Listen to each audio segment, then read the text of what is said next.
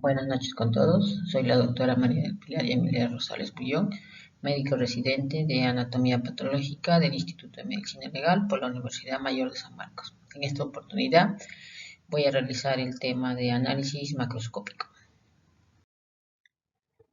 Introducción. El patólogo tiene un papel esencial en el cuidado del diagnóstico del paciente. Examina tejidos y objetos extraños extraídos de los pacientes para identificar los procesos patológicos, documentar los procedimientos quirúrgicos. El objetivo de esto es conocer los pasos a seguir para el análisis y estudio de las muestras de anatomía patológica.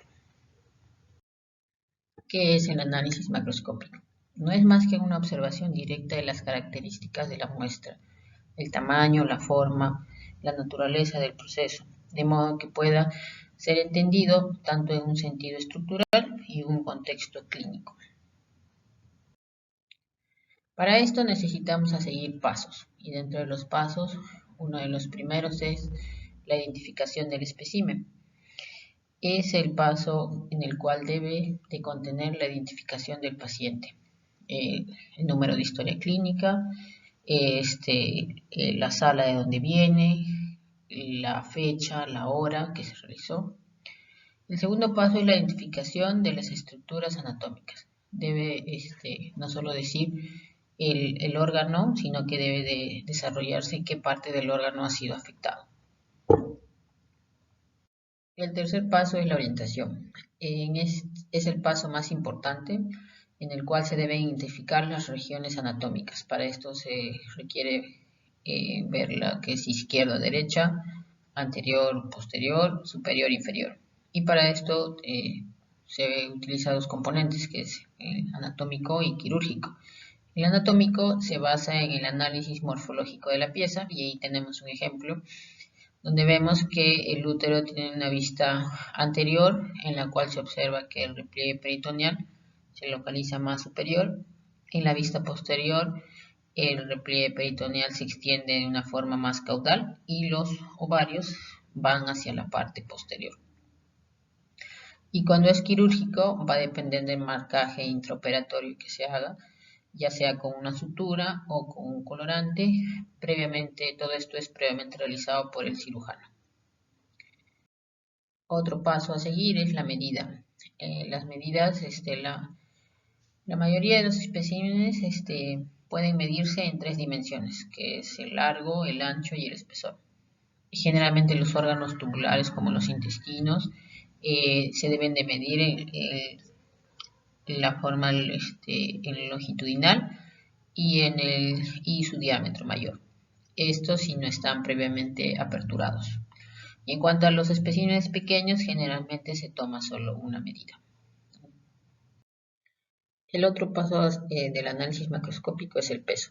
No todos los órganos se pesan, generalmente esto ya es criterio del patólogo, pero los que sí se pesan de forma rutinaria son los órganos sólidos. Aquí tenemos lo que es la tiroides, las amígdalas, el pulmón, el hígado, el vaso, el páncreas, el útero, la próstata, y también se pesan lo que es las mastectomías, se pesan también las tumoraciones y los márgenes. Los márgenes se deben distinguir entre márgenes y bordes. Generalmente se habla de margen, la distancia que hay entre el borde de la sección y la lesión que se desea resecar. Y el borde es la superficie del lugar donde se ha realizado la resección. Otro proceso es el muestreo de la pieza quirúrgica. Los tejidos para el análisis histológico deben de tener un grosor no mayor a 3 milímetros. Generalmente esta dimensión depende de las laminillas que el patólogo vaya a usar. Aquí también se debe de tener en cuenta que si la muestra tiene hilos de sutura o clips metálicos, se debe de retirar.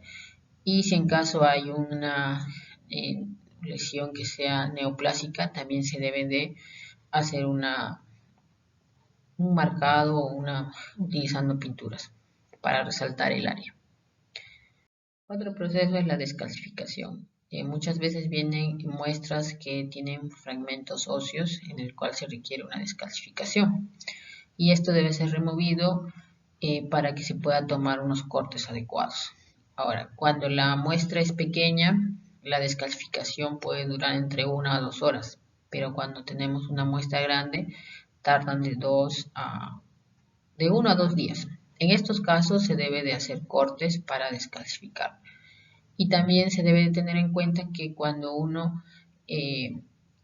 tiempo prolongado en la descalcificación puede alterar toda la histología de los tejidos. El otro proceso son las radiografías de especímenes quirúrgicos. Esto es útil para evaluar la muestra quirúrgica, evitando así que otros tejidos alteren la definición de la imagen y obstaculicen el diagnóstico. También nos permite precisar exactamente el lugar o el área donde está la lesión. Otro proceso es la fijación. La fijación consiste en interrumpir los procesos de degradación que aparecen como consecuencia de la muerte celular, tratando de conservar los componentes celulares lo más parecido a un órgano vivo. Existen dos diferentes tipos de fijadores, tenemos los químicos y los físicos, y generalmente tienen principios generales. No existe un método universal de fijación. No todos los fijadores se conservan indefinidamente el tejido, ya que la fijación no equivale a conservación tisular. Un defecto en la fijación jamás puede ser corregido y es inútil realizar un estudio histológico sobre un material mal fijado o con grandes defectos de fijación. La contaminación. La contaminación es uno de los errores más frecuentes en la práctica diaria y es la contaminación generalmente es del tejido con un material extraño de otro paciente. Se debe de sospechar de una contaminación en las siguientes situaciones. Por ejemplo, un fragmento de tejido que parece diferente a los demás, un fragmento de tejido que esté en un plano diferente a los otros, especialmente cuando se encuentran sobrepuestos, o un fragmento de tejido que muestren cambios patológicos totalmente diferentes a los evaluados, o que muestren cambios que no se esperaban bajo las circunstancias clínicas del caso. Y dentro de las conclusiones, decimos que el análisis macroscópico es la parte crucial del examen patológico. La descripción de un examen macroscópico provee más información que el examen de una sección microscópica al azar.